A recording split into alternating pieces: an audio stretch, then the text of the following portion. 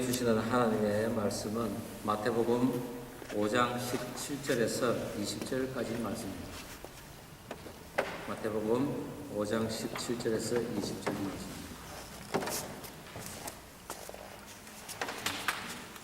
짧기 때문에 저희들이 합독으로 같이 한 목소리로 읽겠습니다. 우리 다 함께 일어나셔서 한 목소리로 읽겠습니다. 내가 시작. 내가 율법이나 선지자를 폐하러 온 줄로 생각하지 말라. 폐하러 온 것이 아니요 완전하게 하려 합니다. 진실로 너희에게 이르노니 천지가 없어지기 전에는 율법의 1.1획도 결코 없어지지 아니하고 다 이루리라. 그러므로 누구든지 이 계명 중에 지극히 작은 것 하나라도 버리고 또 그같이 사람을 가르치는 자는 천국에서 지극히 작다 일컬음을 받을 것이요 누구든지 이를 행하며 가르치는 자는 천국에서 크다 일컬음을 받으리라. 내가 너희에게 이르노니 너희가 세관과 바리새인보다 더 낫지 못하면 결코 천국에 들어가지 못하리라. 아멘. 자리에 앉아주시겠습니다. 말씀을 위하여 기도하겠습니다.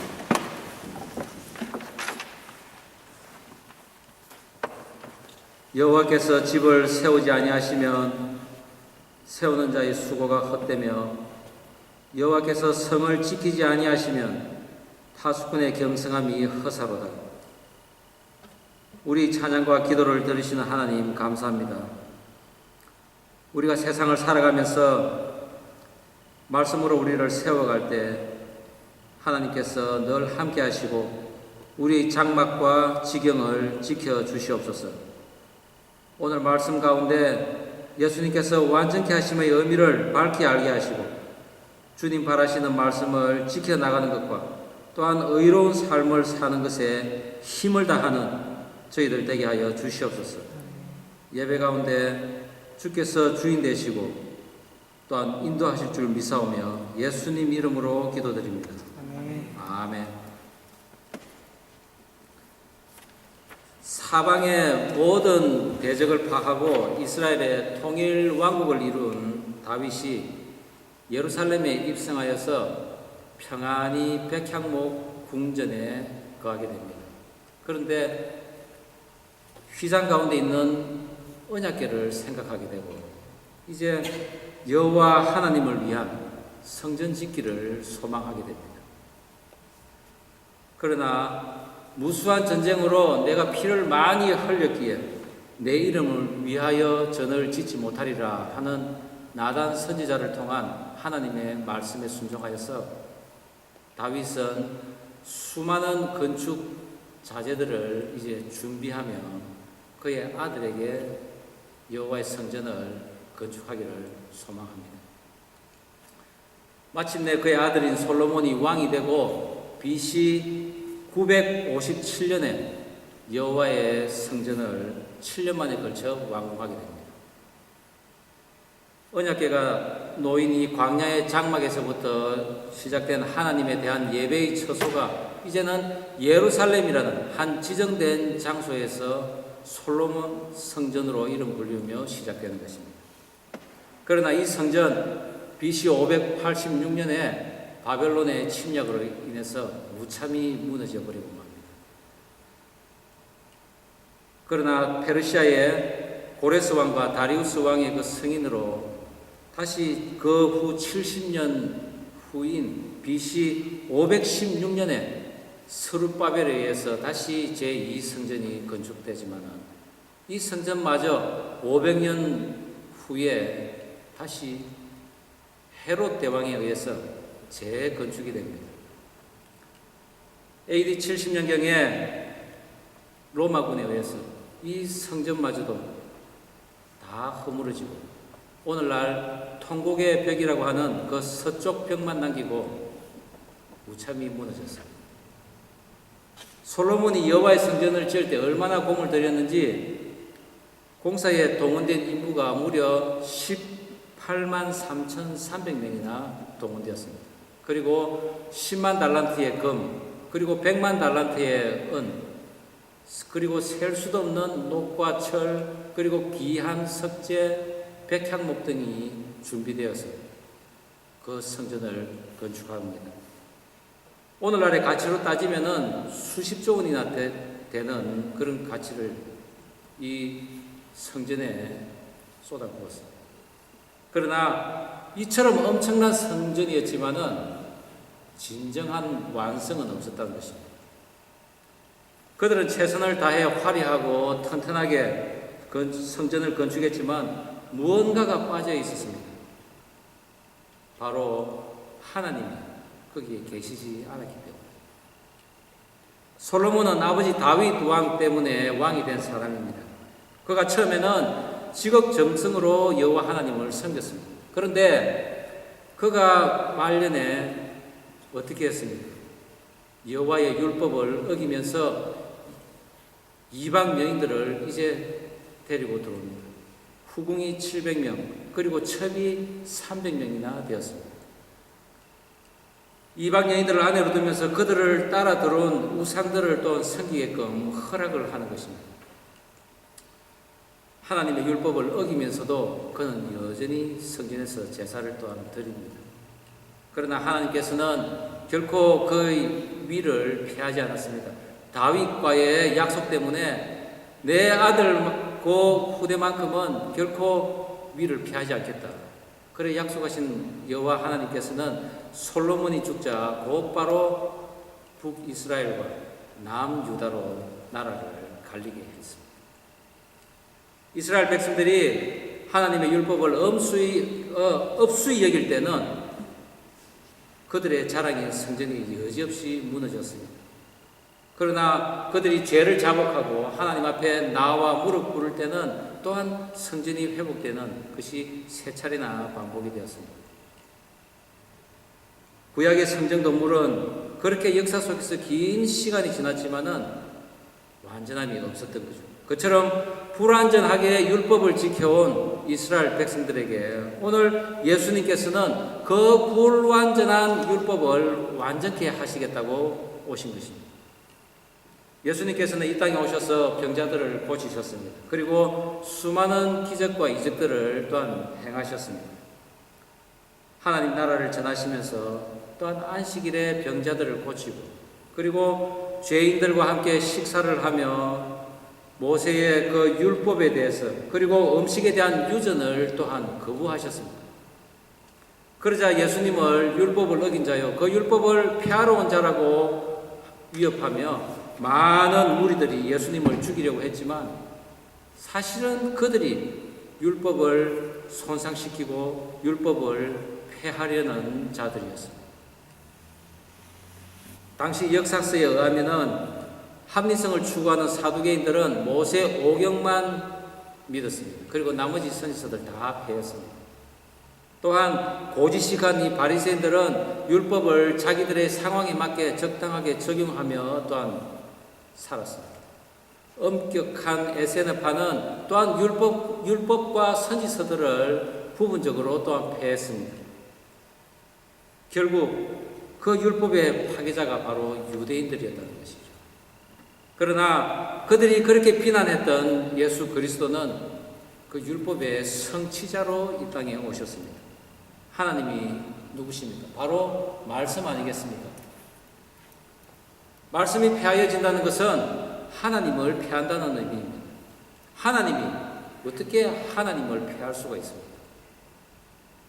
율법과 선지자들을 완전케 하려 한다는 그것은 곧 구약의 말씀을 완전케 한다는 의미입니다. 율법은 하나님께서 이스라엘 백성들에게 주셨습니다. 언제 주셨습니까? 그들이 출애굽하고 광야를 들어갔을 때 율법을 주셨습니다. 광야의 삶은 목마르고 춥고 배고픈 삶이었습니다. 그런 가운데서도 오직 하나님을 믿는 믿음으로 하나님께 예배하는 삶, 그것이 곧 유대인들에게는 훈련의 기간이었습니다. 그런데 광야 1세대 가운데 율법을 어긴 세대들 다 하나님 앞에 엎드려졌습니다. 다 죽었다는 이야기입니다. 율법은 그만큼 지키기가 쉽지는 않습니다. 왜 그렇습니까? 젖과 꿀이 흐르는 가나안 땅에 들어간다고 약속을 했는데 막상 나가보니 1년, 2년이 지나도 들어가지가 않습니다. 그런데 그들의 죄로 인해서 40년 만에 들어간다고 하니 그들이 얼마나 당황했겠습니까? 그런 가운데 하나님에 대한 사랑에 대해서 그들은 중도 하차를 해버린 것입니다.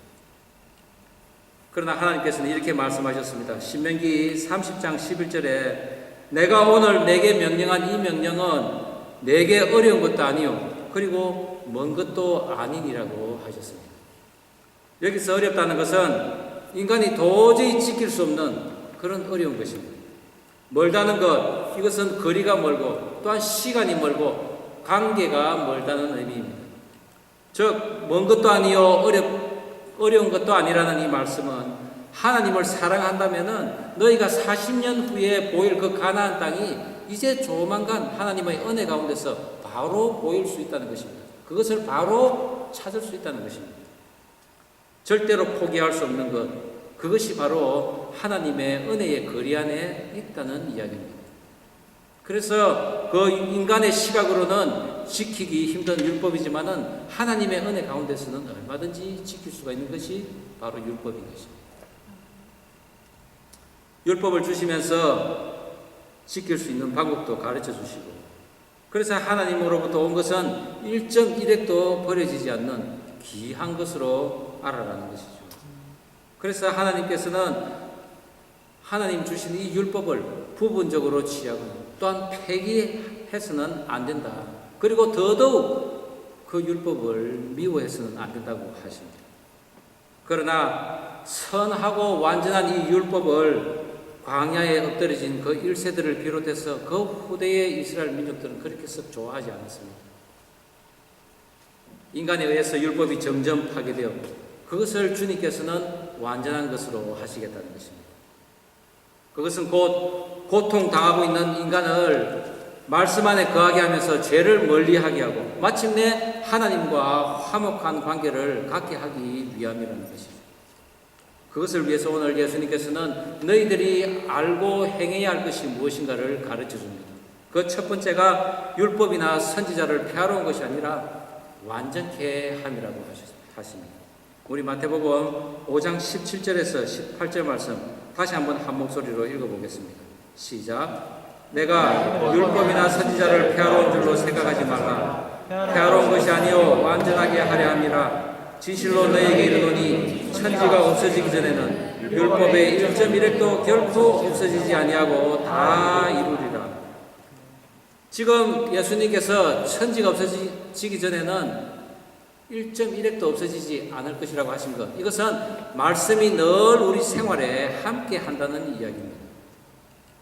우리가 믿으면 말씀이 있고 믿지 않으면 말씀이 없는 그런 말씀이 아니라는 것입니다. 어떠함에도 상관없이 그 하나님의 말씀은 진리요 영원히 계속된다는 것입니다. 비록 우리는 생명이 다해서 죽을지언정 이 말씀은 영원할 것이라는 것입니다. 그 율법은 또한 하나님의 권위를 지키고 권위를 가지고 있기 때문에 1.1핵도 버릴 수가 없는 소중하게 다뤄야 된다는 것입니다. 그런데 우리는 그 1.1핵을 너무나 쉽게 버리고 있습니다. 예를 들어 봅시다. 하나님께서 내 이웃을 내 몸과 같이 사랑하라고 했습니다. 그런데 정말 그 계명을 잘 지킬 수 있겠습니까? 물론 인간들은 잘 지킬 수 있습니다. 한자를 뺍니다. 내 몸과 같이. 그거를 빼는 순간에 내 이웃을 사랑하라고 됩니다. 내 이웃을 사랑하라, 이 말은 사실 듣고 보면은 지키기가 상당히 쉽습니다. 지나가다가 그 집 그림들 보면은 동전 한 입 주면 되고, 그리고 배고픈 사람 밥 한 끼 먹이면 됩니다. 그런데 과연 내 몸과 같이라는 그 단어를 넣는 순간에는 그래 할 수가 없습니다. 그것은 뭡니까? 상대방이, 내 이웃이 나와 한 몸이라는 것입니다. 한 목숨이라는 것이죠. 그러면은 상황이 달라집니다. 예수님께서는 지금 이 백성들이 하나님의 율법을 잘못 인식하고 그리고 그것으로 인해 율법이 손상당하고 있다고 경고하십니다. 율법이 마치 자신들의 전유물인 양 그것으로 권력을 삼아서 횡포를 일삼는 그 바리새인들. 그러나 그들은 그 율법을 지키지 않습니다. 또 다른 부류는 온갖 율법과 장로들의 유전으로 인해서 눌림을 당하는 사람들입니다. 그런 사람들에게 반감을 가지고 있는 사람들은 바리새인들을 책망하시는 그 예수님으로 인해서 율법에서 해방될 수 있다고 생각한 사람들입니다. 안식일에도 병자를 고치시는 예수님을 보고 저분이 이제는 율법을 폐하러 오셨구나. 그리고 그 예수님에게 적극 동조를 하고 있다는 것입니다. 그러나 이 두 부류는 하나님의 나라에 대한 올바른 인식이 안 돼 있는 사람입니다. 이해를 못하는 사람들입니다. 그들은 자신들의 이득에만 관심이 있는 사람들입니다. 우리가 만약 우리 자신들의 이득만 생각한다면 우리는 하나님을 사랑하지 못합니다. 이웃을 사랑하지 못합니다. 그것으로 이미 우리는 십계명을 이제 어기게 되는 것입니다. 바리새인들처럼 내가 하는 일에 율법이 방해가 된다 하면은 그 율법을 또한 교묘하게 바꾸어서 적용할 것입니다. 또한 내가 하는 일에 어떤 율법이 거추장스러우면은 그 율법을 던져버릴지도 모릅니다. 그렇다면 우리는 틀린 율법, 오류에 빠진 율법을 가지고 있는 것입니다. 예수님께서 우리에게 그같이 말씀하시는 것은 너희들도 만약 그런 것이 있다면은 나에게 배우라는 것입니다. 그렇습니다. 우리는 예수님에게 다시 배워야 합니다. 예수님께서도 12 제자들과 함께 3년 동안이나 함께 지내시면서 제자들을 가르치셨습니다. 우리들도 우리의 이기주의적인 그런 신앙으로 말미암아 잘못 적용되는 그리고 잘못 행하는 그런 율법이 있다면은 예수님께서 완성하신 그 성경 말씀을 통해 다시 배워야 할 것입니다. 이스라엘 백성들 애초부터 잘못 시작을 하였습니다. 완전하신 하나님께서 그들을 구해내서 이제 가나안 땅으로 인도하는데 그들은 애굽에서 잘못 배운 그 삶과 신앙으로 인해서 하나님을 불신하는 것입니다. 사실 그들은 애굽에서 살 때는 한 달 일하면은 한 달 먹을 것을 받았을 것입니다. 완전 노예는 아니기 때문에 삭도 받았습니다. 그런데 하나님께서 약속하신 젖과 꿀이 흐르는 그 가나안 땅은 보이지 않는 것입니다. 마침내 불병을 하고 나서야 40년 후에 들어간다는 그런 하나님의 말씀에 경고에 선포에 그들은 절망했던 것입니다. 완전히 망한 이 광야 1세대를 오늘 우리들에게 교훈을 주시면서 너희들도 하나님의 약속은 1.1획도 땅에 떨어지지 않는 것이라고 오늘 저희들에게 말씀하시는 예수님이십니다. 일상의 삶을 항상 말씀인 그 율법을 지키며 우리는 살아야 할 것입니다. 저와 여러분 언제나 말씀과 함께 살아가는 그리고 그 말씀이 내 안에 거하는 인생 되기를 간절히 바랍니다. 매일 성경을 읽고 그 말씀을 나에게 적용시키는 저와 여러분 되기를 간절히 바랍니다. 그것이 예수께서 완전하게 하시는 모습인 것입니다. 율법의 완성을 위해 예수께서 우리들이 알아야 하고 행해야 할 것, 그 두 번째는 계명 중 하나라도 버리지 않고 행하며 가르치는 자가 천국에서 크다함을 일컫는다고 했습니다. 우리 마태복음 5장 19절 말씀 다시 한번 한 목소리로 읽어보도록 하겠습니다. 그러므로 시작. 그러므로 누구든지 이 계명 중에 지극히 작은 것 하나라도 버리고 또 그같이 사람을 가르치는 자는 천국에서 지극히 작다 일컬음을 받을 것이요 누구든지 이를 행하며 가르치는 자는 천국에서 크다 일컬음을 받으리라. 구약의 말씀은 오실 예수님을 전가하는 말씀이었습니다. 그렇기 때문에 이 말씀을 완전케 한다는 것은 바로 예수님 자신의 사명을 완전케 하는 것입니다. 그렇기 때문에 우리가 이 말씀을 소중하게 여겨야 합니다. 그런데 세상에는 이 말씀을 버리는 사람과 또 이 말씀대로 행하는 사람들이 있습니다. 말씀을 버린다는 것은 깨뜨리다라는 의미를 있습니다. 의미가 있습니다. 그리고 잡았던 것을 놓아버리다라는 의미가 있습니다. 즉 그릇, 자신들의 그 그릇된 판단에 의해서 붙잡았던 예수님을 깨트려버린다. 모욕하고 그리고 그 예수님을 놓아버린다는 것입니다. 반면에 말씀을 행하는 부류는 아주 작은 그 말씀이라도 귀하게 여기고 언제나 그 말씀을 가슴에 품고 살아가는 사람입니다. 그러나 그것을 넘어서 자기가 그 말씀을 지키며 사는 것뿐만 아니라 다른 사람에게까지도 그 말씀을 가리키며 행하게 하는 그런 신실함이 있는 사람입니다. 이런 사람 받는 상급이 천국에서 크다함을 일컬는다는 것이죠. 이런 사람들이 하나님의 말씀을 소중히 여기는 사람이며 이런 사람이 하나님께서 또한 기뻐하는 그런 사람이라는 것입니다. 저는 저나 여러분이 다 크다함을 일컫는 그런 사람이기를 바랍니다. 하나님의 말씀을 소중히 여기십시오. 우리 옆 사람 보면 하나님 말씀을 소중히 여깁시다 라고 하면 좋겠습니다. 하나님의 말씀을 소중히 여깁시다. 한국 사람들 이런 경우에 상당히 쑥스러워합니다. 그죠? 그렇습니다. 하나님을 기대하는 사람들은 월급을 매달 받는 그런 모습이 아니라 마치 사업을 하는 것과 같습니다. 나의 모든 자산을 다 투자해서 그리고 죽기로 노력을 쏟고 그것이 또한 언제일지는 모르지만 뿌리가 튼튼해지고 그리고 그 나무가 성숙해져서 그리고 머지않아 그 열매를 맺기를 기다리는 사람입니다. 건강한 기업을 얻기를 원하는 사람이라는 것입니다. 그러다 보니 이 사업하는 것 그렇게 쉽지 않습니다. 상당히 어렵습니다. 그러다 보니 요즘 젊은 여성들은 사업하는 남자들을 그렇게 좋아하지 않는다. 지난번 우리 연수회 때 배우자의 그 조건에 대해서도 우리 잠깐 살펴봤죠. 제일 인기 좋은 그 남자의 직업이 뭡니까? 판사, 검사, 의사였습니다. 목사는 아닙니다. 그런데 여러분 사업하는 그 사람 중에 빌 게이츠는 어떻습니까? 만약에 빌 게이츠 같은 사람하고 결혼을 하라면 거절할 사람 있습니까? 우리 자매님들 없죠. 그렇지만 그런 사람과 결혼을 해서 일구어 가는 것도 사실은 쉽지 않습니다. 특히 하나님이 주시는 이 큰 복은 함께하는 사람의 땀이 꼭 필요합니다.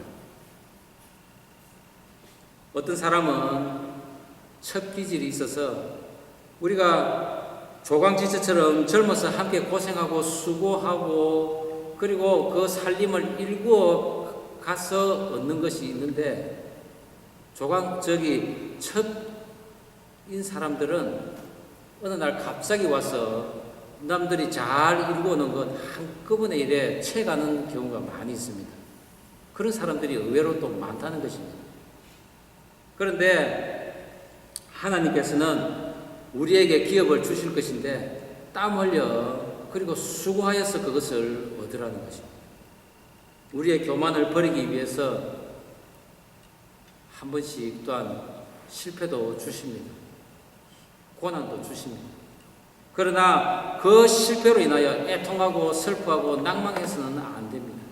왜 그렇습니까? 거기에는 우리를 불쌍히 여기시며 우리를 응원하시는 예수님께서 계시다는 것입니다. 너가 힘드느냐? 조금만 참아라. 내가 내미는 이 손을 잡으려 하며 우리를 일으키시는 예수님이 계시다는 것입니다. 비록 우리는 아프지만은 예수님을 믿고 또 말씀에 의지하여서 다시 시도를 하는 사람이 되어야 할 것입니다.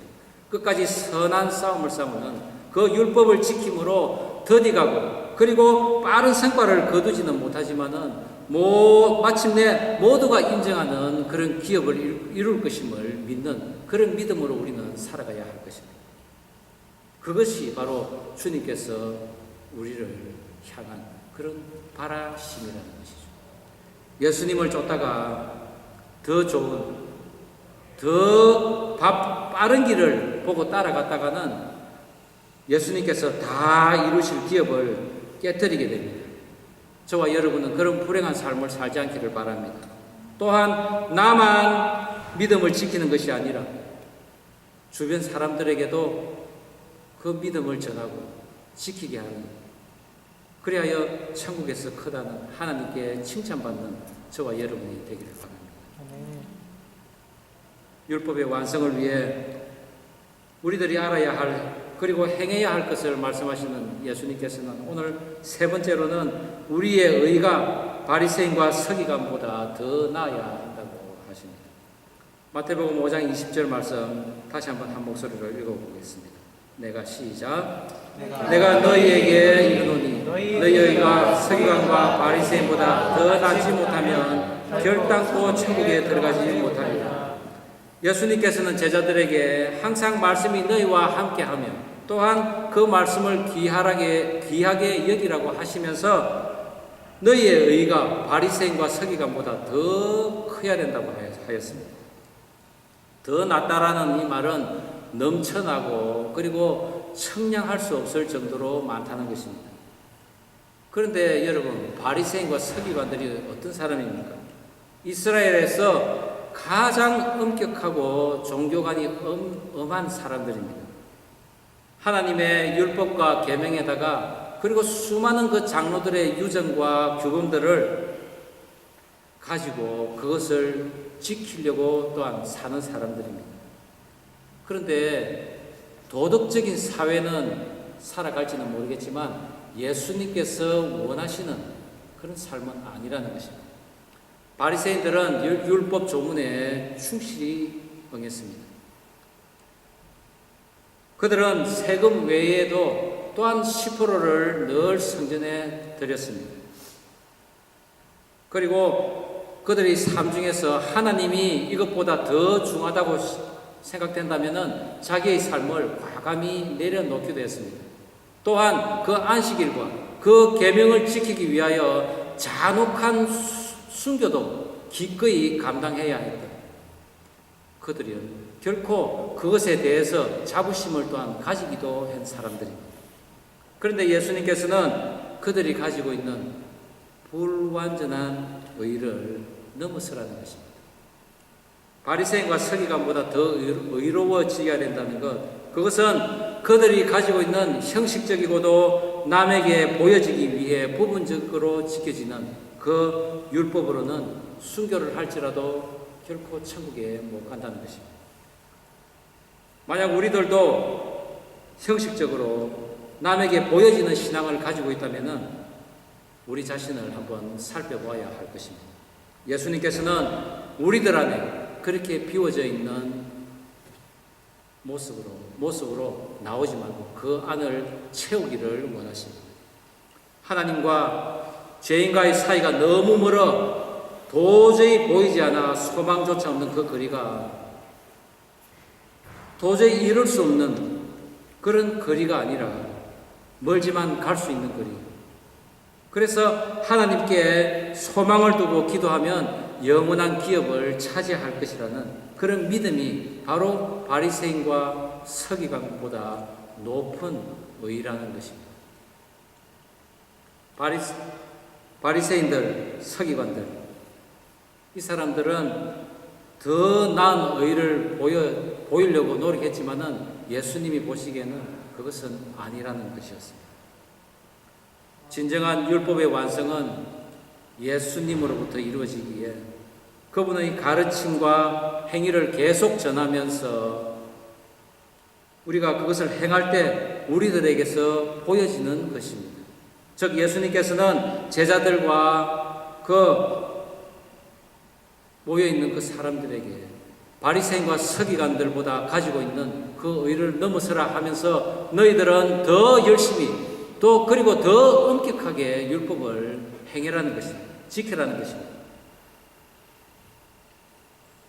그들에게는 부족한 주님의 이 십자가 사랑을 이 땅에서 예수님과 함께 하루하루 이루어갈 때 40년 만에 갈 수 있는 그 가나안 땅을 이제 너희들이 머지않아 갈 수 있다는 것입니다. 그것은 곧 야곱이 라헬을 사랑한 것 때문에 무려 이 14년을 수일처럼 지낸 것 같이 너희들도 이제 그 아픔, 그 어려움을 기쁨으로 감당하며 거기에서 이제 풍성한 열매를 맺을 것이라고 하신 것입니다. 다윗은 진정으로 하나님을 사랑했던 사람입니다. 다윗이 사울 왕에게 쫓길 때입니다. 다윗이 엔게디 광야에 있다는 말을 듣고 사울이 3,000명의 군사를 거느리고 다윗을 쫓습니다. 그런데 그곳에 도착한 사울이 용변을 보기 위해 굴로 들어갑니다. 그런데 그 굴 안에는 다윗과 그리고 그 휘하들이 있었습니다. 그때 다윗의 부하들은 지금이 사울을 죽일 절호의 기회라고 죽이라고 합니다. 그러나 다윗은 그렇게 하지 않습니다. 사울의 그 옷깃을 그냥 칼로 베는 것입니다. 인간적인 생각으로는 자신을 죽이려고 혈안이 되어 있는 그 사울을 죽여야 마땅하지만은 다윗은 여호와의 기름 부은 자를 죽이는 것은 여호와를 대적하는 것이요 여호와의 그 말씀을 어기는 것이라고 했습니다. 성경에는 사울의 그 옷자락을 베고 나서 다윗의 마음이 찔렸다고 했습니다. 그것은 하나님께서 기름 부음 받은 그 왕의 옷자락을 베는 것은 곧 하나님의 권위를 베는 것이라고 다윗은 인정했던 것입니다. 하나님의 말씀과 사랑이 그 안에 가득 차 있는 그 다윗의 모습에서 우리는 율법의 귀중함을 다시 한번 살펴볼 수 있습니다. 솔로몬이 검은 보석으로 지은 성전, 그리고 당대 최고의 건축가인 헤롯이 지은 성전, 당시의 사람들은 가장 완벽한 성전이라고 했지만은 그것은 아직도 부족한, 아직도 채워지지 않은 그 무엇이 있었습니다. 율법을 폐하러 오신 예수님이 아니라 율법을 완전하게 하기 위해서 오신 그 예수님은 그것의 참된 의미를 가르치기를 원하셨습니다. 무너질 성전 건물에 연연하지 말고 율법의 1.1획도 사라지지 않는 그런 말씀을 너희들은 잘 지키고 행하며 그리고 천국에서 커담을 일컬음을 인정받는 것이 주님께서 이루려고 하는 그 율법의 완성이었던 것입니다. 우리가 그 말씀을 지키고 또한 우리 몸속에 우리의 심령 속에 그 말씀을 가득 채우고 살아갈 때 우리의 몸은 바로 성령이 거하는 그 완전한 성전이 지어지고 있는 것입니다. 그 완전한 성전을 사모하며 살아가는 저와 여러분 되기를 주의 이름으로 축원합니다. 기도하시겠습니다. 거룩하신 주님, 완전한 성전을 지으시기 위해서 하늘 보좌를 버리시고 죄인들이 사는 이 땅에 오셔서 죄인과 동료로 여기심을 받고 십자가에서 죽으셨습니다. 그러나 그것이 구약의 율법을 완성시키는 것이었습니다. 그것은 율법의 1.1획도 결코 없어지는 것이 아니라 우리 삶에 그대로 이루어지는 것이며 또한 앞으로 이루어질 것이라는 것입니다. 특별히 예수님을 따르다가 버리거나 잘못 배운 율법을 가르치는 자는 천국에서 지극히 작은 자가 된다고 하십니다. 바리새인과 서기관보다 더 의로운 완전한 율법은 예수님께서 죽기까지 사랑하신 예수님의 사랑인 십자가가 더하여질 때 완성되는 것이라고 오늘 배웠습니다. 예수님의 사랑을 알고 율법을 지키며 가르치는 것이 천국에서 크다고 인정해 주시니 영원한 기업을 사모하는 우리 모두가 되게 하여 주옵소서. 성령께서 거하시는 완전한 성전들이 가득한 이 세상이 되게 하여 주시옵소서. 예수님의 이름으로 기도드립니다. 아멘.